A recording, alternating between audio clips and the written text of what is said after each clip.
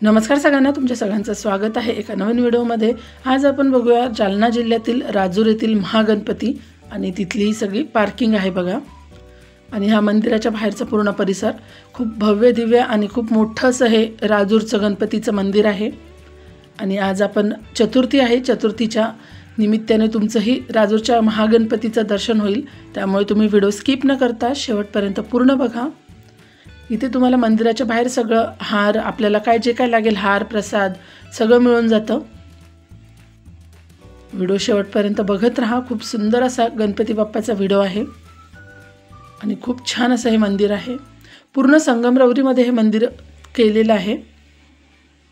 मला खूप वर्ष झाले होते या मंदिरात यायला। खूप वर्षानंतर या मंदिरामध्ये आलो होतो आम्ही। आमच्या जालना जिल्ह्यातून खूप जवळ आहे हे राजूर। जालन्यातले लोक जेव्हा अंगारिका चतुर्थी असते तेव्हा जालन्यातून राजूरला पायी येतात। मी तर म्हणते जवळपास सगळ्या जालन्यातल्या लोकांनी ही पायीवारी केलेलीच असणार आहे। अंगारिका संकष्टी चतुर्थीच्या आदल्या दिवशी रात्री निघतात आणि सकाळपर्यंत इथे पोहोचून दर्शन घेऊन रिटर्न जातात। नवसाला पावणारा असा हा गणपती आहे आणि याचा अनुभव मी स्वतः पण घेतलेला आहे, कारण मी पण स्वतः या गणपतीला नवस केला होता आणि खरंच माझाही नवस पूर्ण झालेला आहे। त्यामुळे मी अगदी खात्रीने सांगू शकते की अगदी खरंच नवसाला पावणारा हा गणपती आहे। जागृत देवस्थान आहे हे। इथे आम्ही आधी नारळ फोडून घेतलं होतं गणपतीला ओवाळून, आणि नंतर इथे बाहेरच आधी नारळ फोडून घ्यावे लागतात, त्यामुळे आम्ही इथे पहिले नारळ फोडून घेतलं। पुराणकालीन असं हे गणपती मंदिर आहे। राजूर म्हणजे हे गणेश पीठांपैकी एक पीठ मानलं जातं आणि याचा उल्लेख, राजूरच्या गणपतीचा उल्लेख हा भागवत पुराणांमध्ये पण आलेला आहे। गणपतीच्या 3.5 पीठांपैकी हे एक पूर्ण पीठ मानलं जातं। राजूर हे नाभीपीठ म्हणून ओळखलं जातं। खूप दूरदूरून गणेश भक्त इथे येत असतात दर्शनासाठी।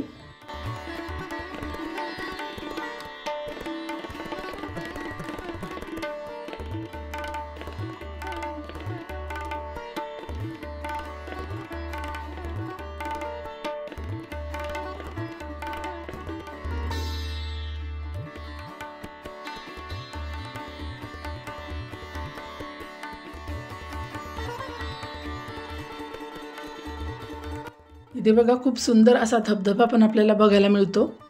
आजूबाजूला पण खूप निसर्गरम्य असं वातावरण आहे। खूप सुंदर वातावरणात हे गणपतीचं मंदिर आहे।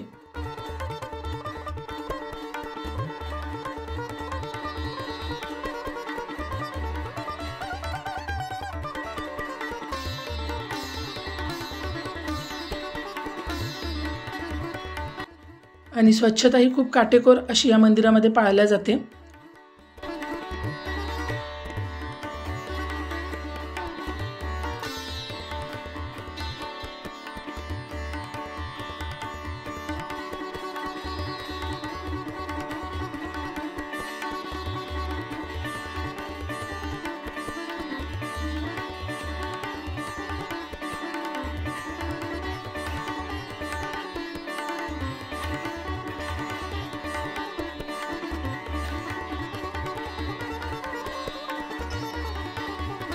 आपण जर सोबत अगरबत्त्या आणलेल्या असतील तर त्या अगरबत्त्या आतमध्ये नेता येत नाहीत, म्हणजे सभामंडपात आतमध्ये नेता येत नाही, त्या इथेच आपल्याला लावायच्या असतात। त्यामुळे आम्ही पण इथेच अगरबत्त्या लावून घेतल्या आणि त्यानंतर आतमध्ये प्रवेश केला। असा हा खूप सुंदर असा सभामंडप आहे आतमध्ये। गर्दी खूप जास्त पण नव्हती, त्यामुळे दर्शन व्यवस्थित आणि लवकर झालं आमचं। बघा इथे उंबऱ्यावर आपल्याला शुभ लाभ लिहिलेलं दिसतंय आणि खूप मोठा असा सभामंडप आहे। आणि हे आपले राजूरचे महागणपती।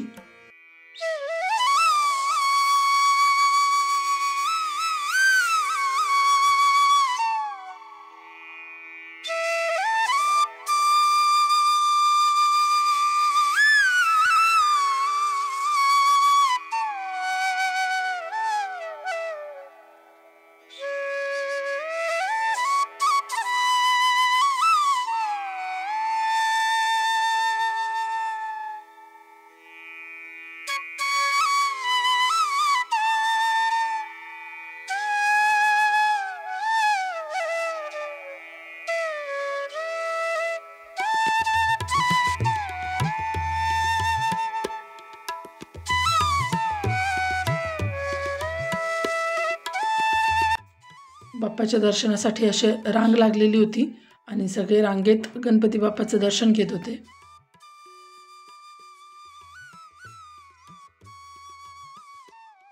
आणि सगळ्यांचं दर्शन घेऊन झाल्यानंतर थोडा वेळ सगळे भक्त इथे बसत होते बाप्पाच्या समोर. खूप छान आमचं पण दर्शन झालं. थोडी गर्दी होती तरी दर्शन मात्र छान झालेलं आहे. आणि इथून बाहेर पडायचं दर्शन घेतल्यानंतर.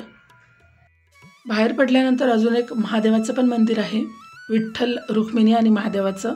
त्याचबरोबर अन्नपूर्णा देवीचं पण आपल्याला दर्शन होतं. ते पण मंदिर आपण बघू आता.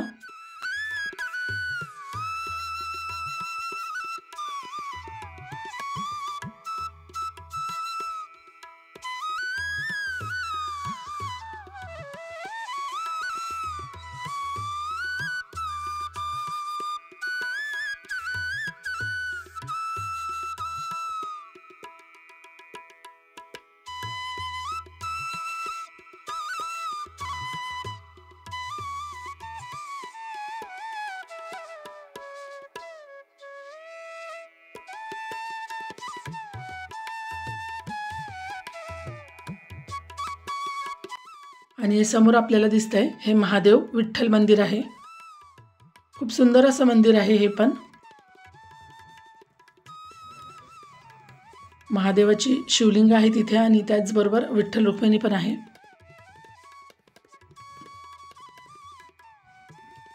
आणि खूप सुंदर असं आपल्याला तिथे कलाकाम केलेलं दिसतंय. आणि त्यालाही बायकांनी हळदी कुंकू लावून फुलं वाहिलेले आपल्याला बघायला मिळतात.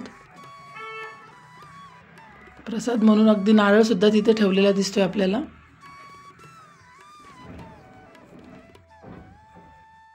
हे समोर दिसतात हे नंदी. खूप सुंदर असं हे पण मंदिर आहे.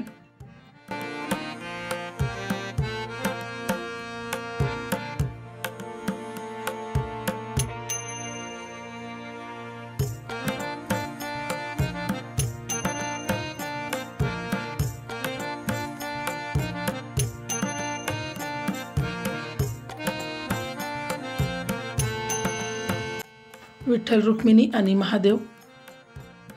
यानंतर आता आपण बघूया अन्नपूर्णा देवी मंदिर. अन्नपूर्णा देवीचे पण मंदिरं जास्त आपल्याला बघायला मिळत नाहीत, पण इथे राजूरच्या गणपतीच्या मंदिरात अन्नपूर्णा देवीचं पण मंदिर आहे. तिथे पण आम्ही दर्शन घेतलं. देवीला हळदी कुंकू लावून देवीची पण आम्ही पूजा केली. अन्नपूर्णा देवीचं पण आमचं खूप छान असं दर्शन झालं.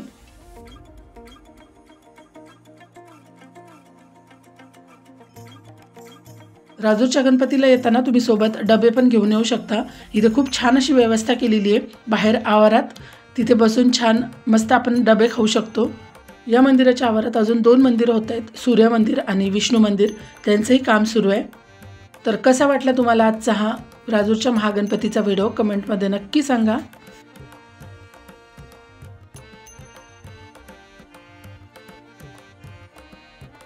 तुम्हाला जर आजचा हा व्हिडिओ आवडला असेल तर व्हिडिओला लाईक करा. चॅनलला अजूनही सबस्क्राईब केलं नसेल तर लगेच सबस्क्राईब करून घ्या. परत भेटूया अशाच एका छानशा व्हिडिओमध्ये. व्हिडिओ शेवटपर्यंत बघितल्याबद्दल धन्यवाद.